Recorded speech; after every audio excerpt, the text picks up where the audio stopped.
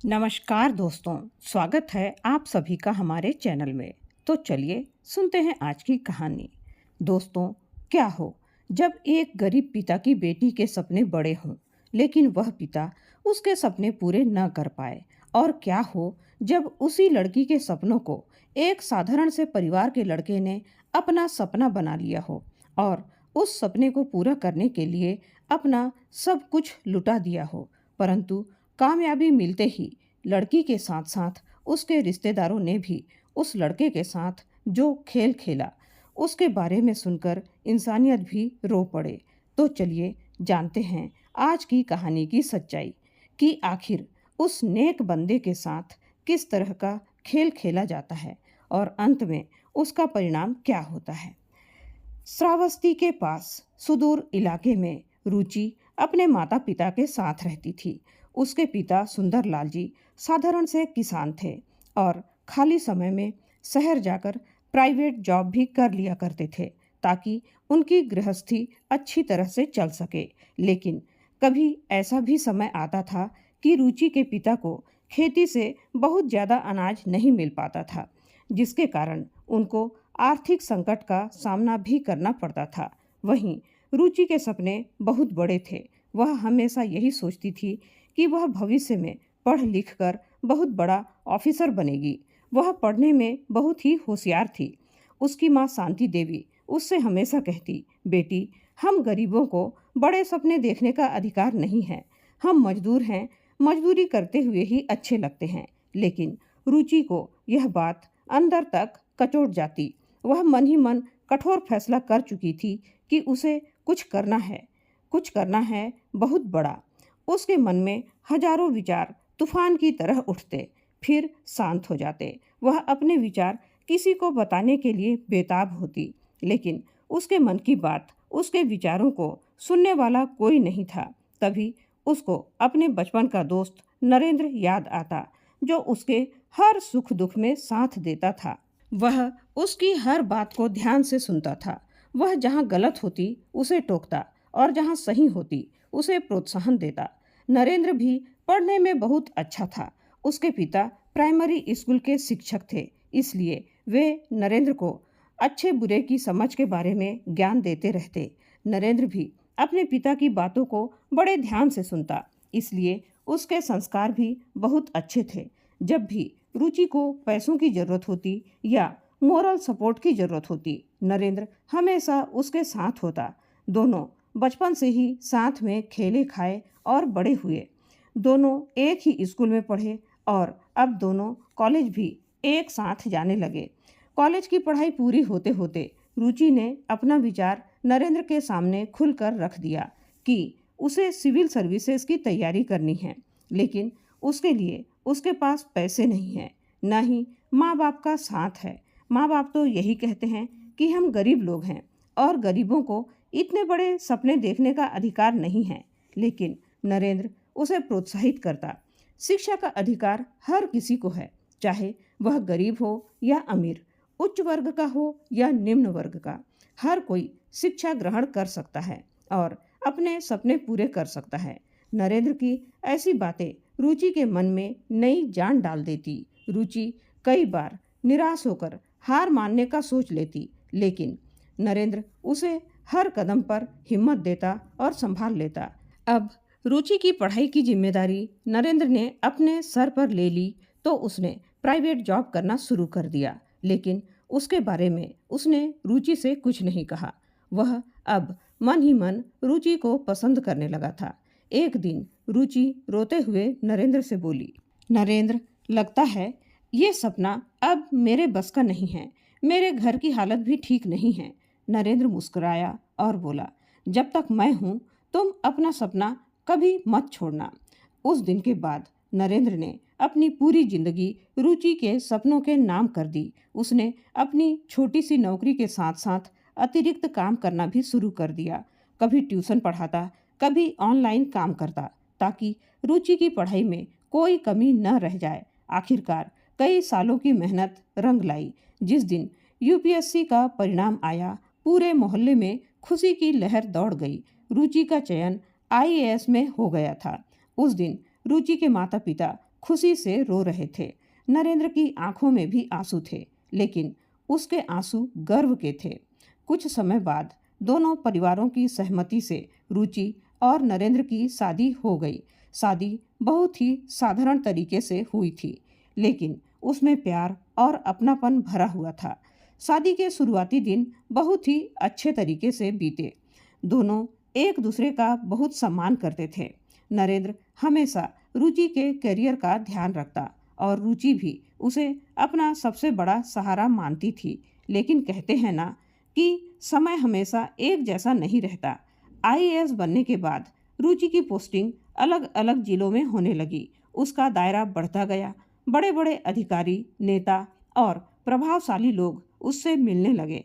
धीरे धीरे कुछ ऐसे लोग भी उसके आसपास आ गए जो उसके शुभ चिंतक नहीं थे। उनमें कुछ रिश्तेदार भी थे।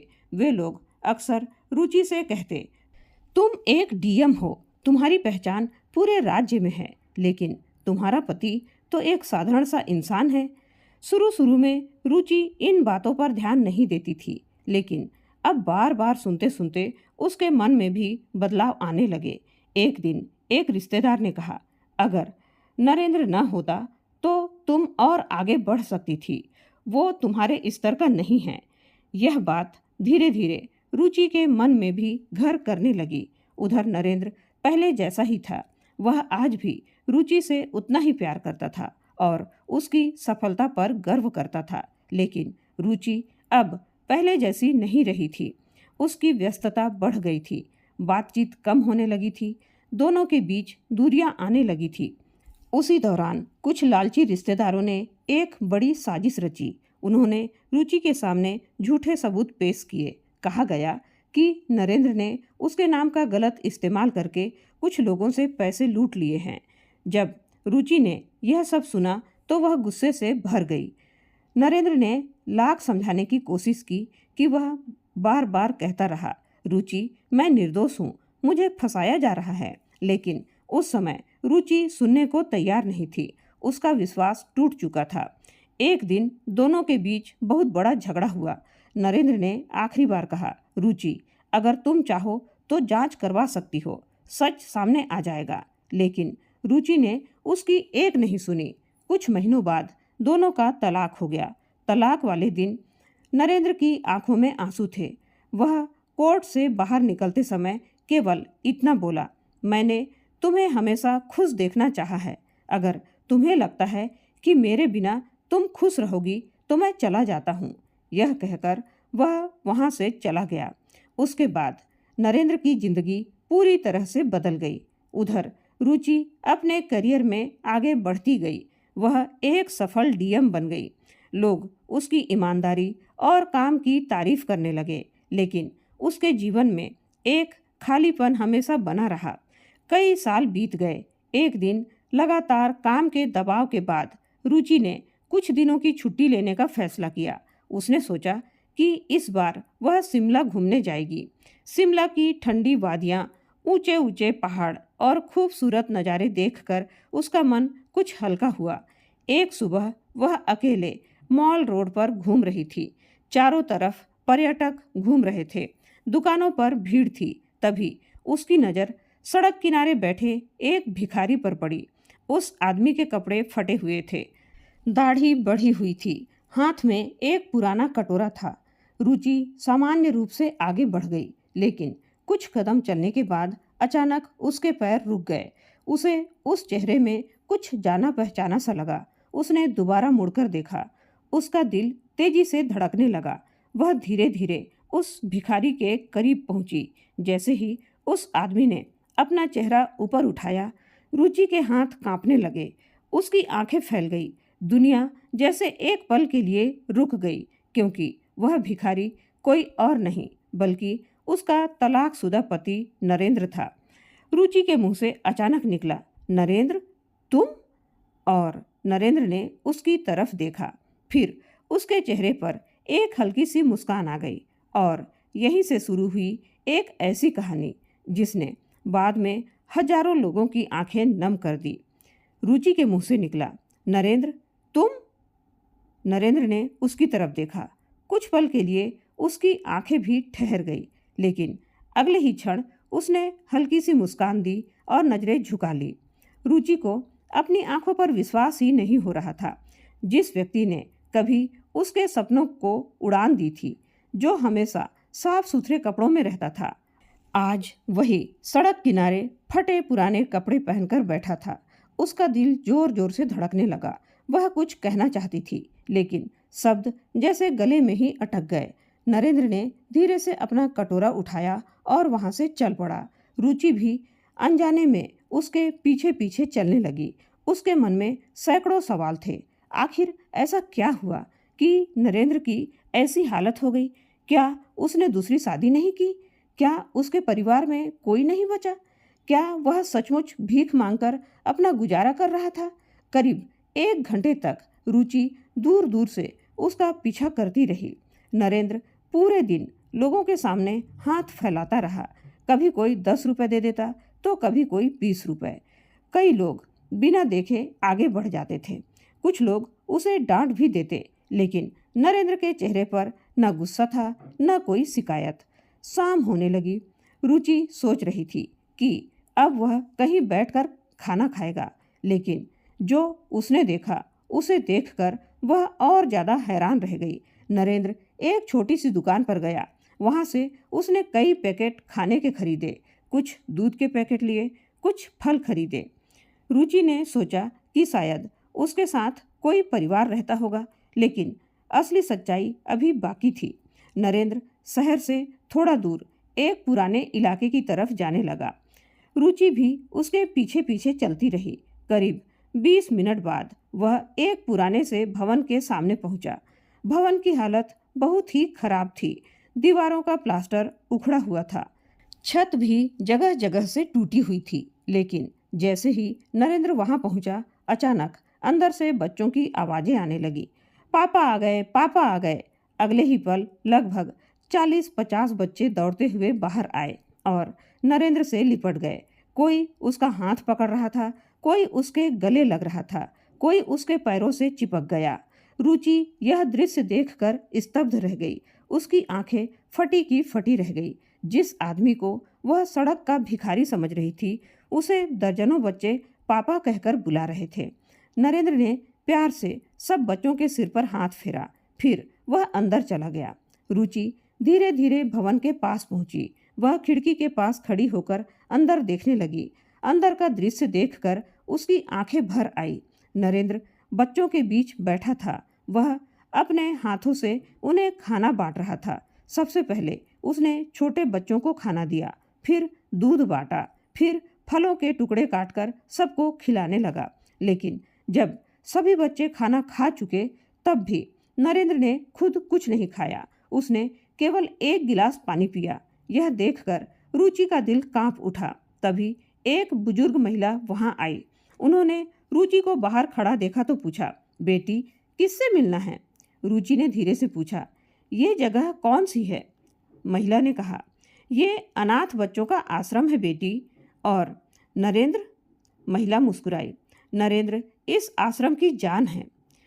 रुचि चुपचाप सुनती रही। महिला ने आगे कहा, 7 साल पहले पहाड़ों में एक बड़ी बस दुर्घटना हुई थी। उसमें कई बच्चों के माता पिता की मौत हो गई थी। इन बच्चों का कोई सहारा नहीं था। तब नरेंद्र ने इन्हें अपने बच्चों की तरह अपनाया। रुचि की आंखें भर आई।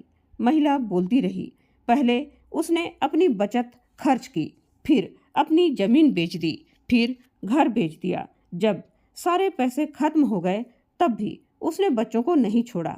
वह खुद सड़क पर आ गया, लेकिन बच्चों को कभी भूखा नहीं सोने दिया।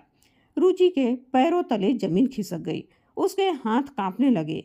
जिस इंसान को उसने लालची और धोखेबाज समझा था, वह तो अपने लिए नहीं दूसरों के लिए जी रहा था। उसकी आंखों से आंसू बहने लगे। उसी समय एक छोटी बच्ची दौड़ते हुई आई। उसकी उम्र शायद 7 या 8 साल रही होगी। वह मुस्कुराकर बोली, दादी पापा आज फिर खुद खाना नहीं खाए। बुजुर्ग महिला ने दुखी होकर कहा, बेटी तुम्हारे पापा हमेशा ऐसा ही करते हैं। पहले बच्चों का पेट भरते हैं, फिर अपने लिए सोचते हैं। रुचि का दिल जैसे टूट गया था। उसने खिड़की से देखा।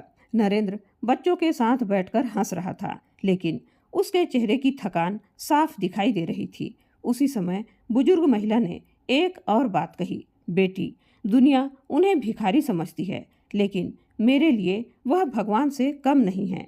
अगर नरेंद्र न होता तो इन बच्चों का क्या होता कोई नहीं जानता। रुचि की आंखों से लगातार आंसू बह रहे थे। वह अपने अतीत को याद करने लगी। उसे तलाक वाला दिन याद आया। उसे नरेंद्र की वह बातें याद आने लगी जब वह बार बार खुद को निर्दोष बता रहा था। पहली बार उसके मन में एक सवाल उठा, अगर नरेंद्र इतना अच्छा इंसान है तो क्या सचमुच वो उस समय भी निर्दोष था? क्या उसने बिना सच्चाई जाने बहुत बड़ा फैसला कर लिया था?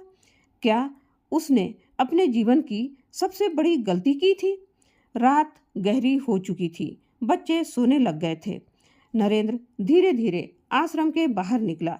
वह आकाश की तरफ देखकर कुछ पल खड़ा रहा, फिर चुपचाप एक बेंच पर बैठ गया। उसके चेहरे पर गहरी थकान थी, लेकिन फिर भी उसके होठों पर मुस्कान थी। रुचि दूर खड़ी उसे देख रही थी। आज कई वर्षों बाद उसे महसूस हुआ कि उसने नरेंद्र को कभी समझा ही नहीं। वह सारी रात होटल के कमरे में सो नहीं सकी। उसकी आंखों के सामने बार बार वही दृश्य घूम रहा था। नरेंद्र का फटा हुआ कुर्ता, बच्चों का उसे पापा कहकर गले लगाना और खुद भूखा रहकर बच्चों को खिलाना। दूसरे दिन के सुबह के लगभग 8 बज रहे थे। रुचि को नींद नहीं आ रही थी। नरेंद्र के बारे में सोच सोचकर वह परेशान होती और बार बार उसकी आंखों में आंसू आ जाते। वह बिस्तर पर कुछ सोचते हुए बैठी ही थी कि तभी उसके मोबाइल पर उसके एक रिश्तेदार का फोन आया। बातों ही बातों में उस व्यक्ति ने एक ऐसा सच बताया जिसने रुचि की पूरी दुनिया ही हिला दी। उसे पता चला कि वर्षों पहले नरेंद्र के खिलाफ जो सबूत दिखाए गए थे उनमें से कई झूठे थे और उन झूठे सबूतों के पीछे कोई और नहीं बल्कि उसके अपने ही रिश्तेदार थे। यह सुनते ही रुचि के हाथ से मोबाइल छूट गया। उसकी आंखों से आंसू बहने लगे। उसे पहली बार एहसास हुआ कि शायद उसने केवल अपने पति को ही नहीं खोया था, बल्कि एक ऐसे इंसान को खो दिया था जो अपने दुख छुपाकर दूसरों की जिंदगी रोशन कर रहा था। और अब रुचि ने तय कर लिया था कि वह पूरी सच्चाई जानकर ही रहेगी, चाहे उसके लिए उसे अपने अतीत का सबसे कड़वा सच ही क्यों न सामना करना पड़े। रुचि तुरंत नहा धोकर फ्रेश हुई। बार बार वही बातें उसके दिमाग में घूम रही थी। नरेंद्र का फटा हुआ कुर्ता, बच्चों का उसे पापा कहकर गले लगाना और वह सच्चाई जिसने उसके अंदर तूफान खड़ा कर दिया था। मोबाइल हाथ में लेते ही उसने सबसे पहले अपने सबसे भरोसेमंद अधिकारी को फ़ोन किया। मुझे 7 साल पुराने उस मामले की पूरी फाइल चाहिए, एक भी कागज़ छूटना नहीं चाहिए। उधर से जवाब आया, मैडम जी, मैं आज ही सब निकलवाता हूँ। 2 दिन बाद सारी फाइलें रुचि के पास पहुँच गई। जब उसने एक एक दस्तावेज देखना शुरू किया तो उसके होश उड़ गए। कई हस्ताक्षर नकली थे, कई बयान बाद में जोड़े गए थे, कुछ दस्तावेजों में तारीखें तक बदली गई थी। जितना वह जांच करती जा रही थी उतना ही साफ होता जा रहा था कि नरेंद्र को एक सोची समझी साजिश के तहत फंसाया गया था। रुचि की आंखों से आंसू बह निकले। उसे याद आया कि उस समय नरेंद्र बार बार कह रहा था कि वह निर्दोष है, लेकिन उसने उसकी एक नहीं सुनी थी। उसने केवल दूसरों की ही बातों पर भरोसा किया था। उस दिन पहली बार रुचि को अपने पद, अपनी सफलता और अपने फैसलों पर शर्म महसूस हुई। उधर नरेंद्र अपनी रोज की जिंदगी में व्यस्त था। उसे अभी तक यह पता नहीं था कि रुचि उसके बारे में सब जान चुकी है। वह हर दिन की तरह सुबह बच्चों को पढ़ाता, फिर खाने पीने का इंतजाम करने निकल जाता। उसकी दुनिया अब सिर्फ वे बच्चे थे। कुछ दिनों बाद रुचि ने उन लोगों के खिलाफ कार्यवाही शुरू कर दी जिन्होंने नरेंद्र को फंसाया था। पूछताछ शुरू हुई, पुराने गवाह बुलाए गए, एक एक करके सच्चाई सामने आने लगी। आखिरकार उसके 2 रिश्तेदारों ने अपना जुर्म कबूल कर लिया। उन्होंने बताया कि वे लोग नरेंद्र को रुचि की जिंदगी से हटाना चाहते थे। उन्हें लगता था कि एक साधारण सा आदमी इतनी बड़ी अधिकारी का पति बनने लायक नहीं है। यह सुनकर रुचि का सिर शर्म से झुक गया। जिस आदमी ने उसके लिए अपना सब कुछ कुर्बान कर दिया था, उसी आदमी को उसने सबसे बड़ा दर्द दिया था। कुछ ही दिनों में यह खबर पूरे पटना और पूरे राज्य में फैल गई। लोगों को सच्चाई पता चल गई। मीडिया में खबरें चलने लगी, लेकिन नरेंद्र को इन सब से कोई मतलब नहीं था। उसे केवल अपने बच्चों की चिंता थी। इसी बीच एक नई मुसीबत खड़ी हो गई। जिस जमीन पर वो पुराना आश्रम बना था, उस पर एक बड़े बिल्डर की नज़र पड़ गई। उसने दावा किया कि जमीन उसकी कंपनी ने खरीद ली है। कुछ दिनों बाद आश्रम में एक नोटिस पहुंचा। नोटिस में लिखा था कि 15 दिनों के भीतर सभी लोगों को वह जगह खाली करनी होगी। यह खबर सुनते ही बच्चों में डर फैल गया। कुछ बच्चे रोने लगे। एक बच्ची ने नरेंद्र का हाथ पकड़कर पूछा, पापा, क्या अब हमें यहाँ से जाना पड़ेगा? नरेंद्र ने मुस्कुराकर कहा, जब तक मैं जिंदा हूँ कोई तुम्हें कहीं नहीं भेज सकता। लेकिन अंदर ही अंदर वह खुद परेशान था। उसके पास न पैसे थे न कोई ताकत। फिर भी उसने हार नहीं मानी। वह अधिकारियों के चक्कर लगाने लगा, कागजात जुटाने लगा, हर संभव कोशिश करने लगा। जब रुचि को यह बात पता चली तो वह तुरंत आश्रम पहुंची। पहली बार इतने वर्षों बाद वह सीधे नरेंद्र के सामने खड़ी थी। नरेंद्र उसे देखकर कुछ पल के लिए चुप रह गया। रुचि की आंखें भर आई। वह कुछ कहना चाहती थी, लेकिन शब्द नहीं मिल रहे थे। आखिर उसने धीरे से कहा, मैं बच्चों की मदद करना चाहती हूँ। नरेंद्र ने उसकी तरफ देखा, फिर शांत स्वर में बोला, बच्चों को मदद की जरूरत है, मुझे नहीं। यह सुनकर रुचि की आंखें झुक गई। उसने कोई जवाब नहीं दिया। अगले दिन से वह पूरी ताकत के साथ आश्रम की लड़ाई में जुट गई।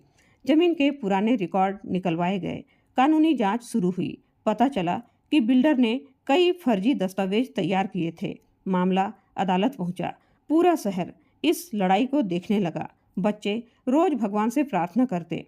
नरेंद्र हर दिन उन्हें हिम्मत देता और रुचि दिन रात केस की तैयारी करवाती। आखिरकार फैसला आने का दिन आ गया। अदालत में सभी की सांसें रुकी हुई थी। जज ने फैसला सुनाया।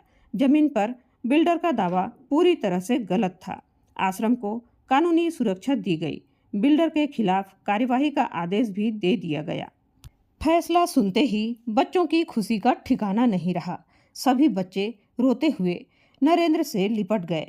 कई बच्चे खुशी से चिल्लाने लगे। उस दिन आश्रम में वर्षों बाद उत्सव जैसा माहौल था। शाम को बच्चों ने एक छोटा सा कार्यक्रम रखा। उन्होंने कहा कि यह कार्यक्रम अपने पापा के लिए है। नरेंद्र को कुछ समझ नहीं आया। जब कार्यक्रम शुरू हुआ तो एक बड़ी स्क्रीन पर वीडियो चलने लगा। उस वीडियो में पिछले कई वर्षों की तस्वीरें थी। कभी नरेंद्र बच्चों को पढ़ा रहा था, कभी उन्हें खाना खिला रहा था, तो कभी बीमार बच्चे को गोद में उठाकर अस्पताल ले जा रहा था, कभी खुद भूखा रहकर बच्चों के लिए राशन खरीद रहा था। पूरे हॉल में सन्नाटा छा गया। कई लोगों की आंखों में आंसू थे। रुचि भी रो रही थी। वीडियो खत्म हुआ तो सभी बच्चे मंच पर आ गए। एक छोटे लड़के ने माइक पकड़कर कहा, दुनिया हमें अनाथ कहती है, लेकिन पापा ने कभी हमें अनाथ महसूस नहीं होने दिया। यह सुनते ही नरेंद्र की आंखें भर आई। फिर अचानक रुचि मंच पर पहुंची। पूरा हॉल उसकी तरफ देखने लगा। रुचि की आंखों से लगातार आंसू बह रहे थे। वह नरेंद्र के सामने खड़ी हुई, फिर सबके सामने हाथ जोड़कर बोली, मुझे माफ़ कर दो नरेंद्र, मैंने तुम्हारे साथ बहुत बड़ा अन्याय किया है। पूरा हॉल भावुक हो गया। रुचि रोते हुए बोली, मैंने दूसरों की बातों पर भरोसा किया, लेकिन उस इंसान पर भरोसा नहीं किया जिसने मेरी जिंदगी बनाई थी। यह कहते कहते वह रो पड़ी। पूरा हॉल शांत था। सभी लोगों की नज़रें नरेंद्र पर थी। सब इंतजार कर रहे थे कि वह क्या जवाब देगा, लेकिन नरेंद्र कुछ नहीं बोला। उसकी आंखों में आंसू थे। वह बस रुचि को देखता रहा और उसी खामोशी के साथ वह मंच से नीचे उतर गया। रुचि वहीं खड़ी रह गई। उसे समझ नहीं आ रहा था कि नरेंद्र के दिल में क्या चल रहा है, लेकिन उसे इतना जरूर महसूस हो रहा था कि कहानी अभी खत्म नहीं हुई है, क्योंकि किस्मत शायद दोनों को एक आखिरी मौका देने की तैयारी कर रही थी। उस रात के बाद रुचि के मन को बिल्कुल भी शांति नहीं मिली। उसने सबके सामने अपनी गलती स्वीकार कर ली थी, लेकिन वह जानती थी कि केवल माफी मांग लेने से वर्षों का दर्द खत्म नहीं हो सकता। उधर नरेंद्र भी चुप था। उसने रुचि को माफ किया या नहीं, यह कोई नहीं जानता था, लेकिन एक बात साफ थी कि वह अब भी पहले की ही तरह बच्चों की जिंदगी में ही खुश था। कुछ दिन बीत गए। एक सुबह आश्रम में अचानक अफरा तफरी मच गई। नरेंद्र बच्चों को पढ़ा रहा था कि अचानक उसके सीने में तेज दर्द उठा। उसके हाथ से किताब नीचे गिर गई। कुछ सेकंड में वह जमीन पर बैठ गया। बच्चे घबरा गए। पापा, पापा, पापा, क्या हुआ? नरेंद्र कुछ बोल नहीं पा रहा था। आश्रम के लोग तुरंत उसे अस्पताल लेकर पहुंचे। जब रुचि को खबर मिली तो उसके पैरों तले जमीन खिसक गई। वह तुरंत अस्पताल पहुंची। डॉक्टरों ने जांच के बाद बताया कि वर्षों की परेशानी, अधूरा खाना और लगातार तनाव के कारण नरेंद्र का स्वास्थ्य बहुत कमजोर हो चुका है। उसे कुछ दिनों तक पूरी देखभाल की जरूरत है। यह सुनकर बच्चे रोने लगे। रुचि भी अस्पताल के बाहर बैठकर रो पड़ी। उसे पहली बार महसूस हुआ कि अगर नरेंद्र को कुछ हो गया तो वह जिंदगी भर खुद को माफ नहीं कर पाएगी। अगले कई दिनों तक रुचि अस्पताल से कहीं नहीं गई। वह खुद नरेंद्र की दवाइयों का ध्यान रखती, समय पर खाना देती, डॉक्टरों से हर रिपोर्ट पूछती। बच्चे जब मिलने आते तो उन्हें भी संभालती। धीरे धीरे नरेंद्र की तबीयत में सुधार होने लगा। एक दिन जब वह अस्पताल के कमरे में अकेला था, तब रुचि उसके पास बैठी। कुछ देर दोनों के बीच खामोशी रही। फिर रुचि की आंखों से आंसू निकल पड़े। वह बोली, नरेंद्र, मैंने तुम्हारे साथ जो किया उसके लिए शायद मैं पूरी जिंदगी खुद को माफ नहीं कर पाऊंगी। तुम्हें खोने के बाद ही मुझे समझ आया कि तुम मेरी जिंदगी की सबसे बड़ी ताकत थे। नरेंद्र कुछ देर तक चुप रहा।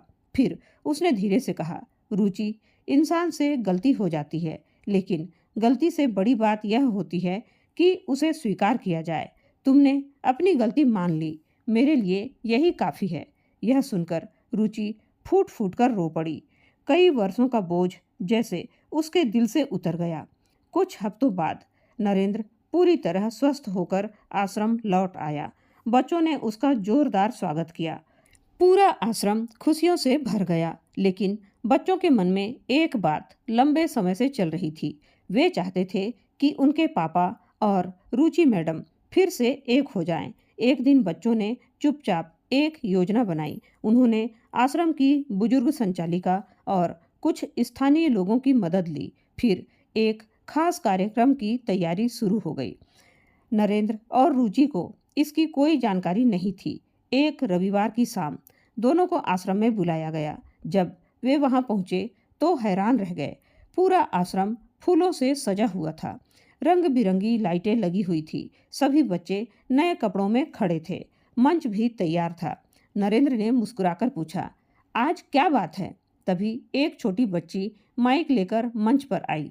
वो वही बच्ची थी जो कई साल पहले दुर्घटना में अपने माता पिता को खो चुकी थी। उसने मुस्कुराते हुए कहा, आज हम सबकी जिंदगी का सबसे बड़ा दिन है। फिर उसने नरेंद्र और रुचि को मंच पर बुलाया। दोनों मंच पर पहुंच गए। बच्ची की आंखों में आंसू थे। वह बोली, जब हम अकेले थे तब भगवान ने हमें पापा दिए, और जब हमें माँ की जरूरत थी तब भगवान ने रुचि मैडम को भेज दिया। अब हम नहीं चाहते कि आप दोनों फिर कभी अलग हों। पूरा माहौल भावुक हो गया। कई बच्चों की आंखों से आंसू बह रहे थे। फिर सभी बच्चों ने एक साथ कहा, पापा प्लीज मम्मी को वापस अपना लीजिए। यह सुनकर रुचि रो पड़ी। उसने कांपते हुए हाथों से नरेंद्र का हाथ पकड़ लिया। वह बोली, मैं तुम्हें दोबारा मौका मांगने के लिए मजबूर नहीं कर सकती, लेकिन अगर तुम्हारे दिल में मेरे लिए थोड़ी सी भी जगह बची हो तो क्या तुम एक बार फिर मेरा हाथ थामोगे? पूरा आश्रम खामोश हो गया। सभी की नजरें नरेंद्र पर थी। कुछ सेकंड तक वह चुप रहा। फिर उसने सामने खड़े बच्चों की तरफ देखा उनकी आंखों में उम्मीदें थी। फिर उसने रुचि की तरफ देखा। उसकी आंखों में सच्चा पछतावा और प्यार था। नरेंद्र मुस्कुराया और धीरे से बोला, इस बार हमारा रिश्ता अहंकार से नहीं, विश्वास से चलेगा। इतना कहकर उसने रुचि का हाथ थाम लिया। पूरा आश्रम तालियों से गूंज उठा। बच्चे खुशी से उछलने लगे। लोग भावुक होकर रो पड़े। उसी मंच पर सभी की मौजूदगी में नरेंद्र और रुचि का पुनर्विवाह हुआ। यह कोई भव्य शादी नहीं थी, लेकिन उसमें सच्चा प्यार, अपनापन और खुशियां थी। कुछ महीनों बाद दोनों ने मिलकर आश्रम को और बड़ा बना दिया। बच्चों के लिए नया स्कूल बनवाया गया, एक पुस्तकालय खोला गया, कई बच्चों की पढ़ाई की जिम्मेदारी उठाई गई। जो बच्चे कभी खुद को अनाथ समझते थे, अब उनके पास माँ भी थी और पिता भी। एक दिन स्कूल के उद्घाटन समारोह में सभी बच्चे नई यूनिफॉर्म पहनकर खड़े थे। नरेंद्र और रुचि उनके बीच मुस्कुरा रहे थे। तभी वही छोटी बच्ची दोनों के पास आई। उसने एक हाथ नरेंद्र का और दूसरा हाथ रुचि का पकड़ लिया। फिर मुस्कुराकर बोली, पहले भगवान ने हमें पापा दिए थे, फिर मम्मी भी दे दी। यह सुनकर वहाँ मौजूद हर व्यक्ति की आंखें नम हो गई। तो दोस्तों, इस कहानी से हमें यह सीख मिलती है कि किसी भी रिश्ते में विश्वास सबसे बड़ी ताकत होती है। दूसरों की बातों में आकर कभी अपनों से और अपने सबसे करीब इंसान पर कभी भी शक नहीं करना चाहिए। कई बार अहंकार और जल्दबाजी में लिया गया एक फैसला पूरी जिंदगी बदल देता है। लेकिन अगर सच्चा पछतावा हो और दिल साफ हो तो रिश्तों को दूसरा मौका जरूर मिल सकता है। अब आप ही बताइए, अगर आप रुचि की जगह होते और वर्षों बाद आपको अपनी गलती का एहसास होता, तो क्या आप नरेंद्र से माफ़ी मांगने की हिम्मत करते? अपनी राय कमेंट करके ज़रूर बताइएगा। और आप क्या कहना चाहेंगे नरेंद्र के त्याग और निस्वार्थ प्रेम के बारे में? और आप क्या कहना चाहेंगे रुचि के साहस के बारे में, जिसने डीएम जैसे पद में रहते हुए भी सारी दुनिया के सामने अपनी गलती स्वीकार की? अगर यह कहानी आपके दिल को छू गई हो तो वीडियो को लाइक और शेयर करना बिल्कुल ना भूलें। चैनल में पहली बार आए हैं तो सब्सक्राइब जरूर करें। कहानी को अंत तक सुनने के लिए आपका बहुत बहुत धन्यवाद।